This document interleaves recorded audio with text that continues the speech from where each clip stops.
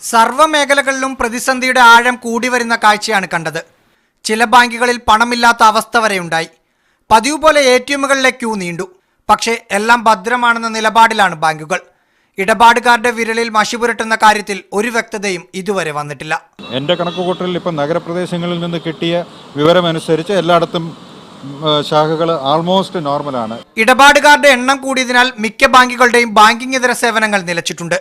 സ്വകാര്യ ബാങ്കുകൾ അക്കൗണ്ട് ഉള്ളവർക്ക് മാത്രം പണം മാറ്റി നൽകുന്നുള്ളൂ എന്ന പരാതി സ്റ്റേറ്റ് ബാങ്ക് സർക്കാരിനെ അറിയിച്ചു. ഇക്കാര്യത്തിൽ ഇടപെടണമെന്ന നിർദ്ദേശം ചീഫ് സെക്രട്ടറി ജില്ലാ കളക്ടർമാർക്ക് നൽകിയിട്ടുണ്ട്.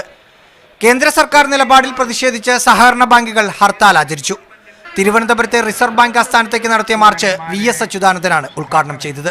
മോഡി പാപം അദ്ദേഹത്തിന്റെ അമ്മയുടെ കയ്യിൽ വരെ ചാപ്പ കുത്തിയില്ലേ. 95 വയസ്സ് കഴിഞ്ഞ ആ അമ്മയുടെ ശാപത്തിൽ നിന്ന് മോഡിക്ക് രക്ഷപ്പെടാൻ കഴിയുമോ? പ്രശ്നങ്ങൾ ഓരോ മണിക്കൂറിലും കൂടുകയാണ്. പല സംശയത്തിലും ആശങ്കയിലുമാണ് ഇടപാടുകാർ.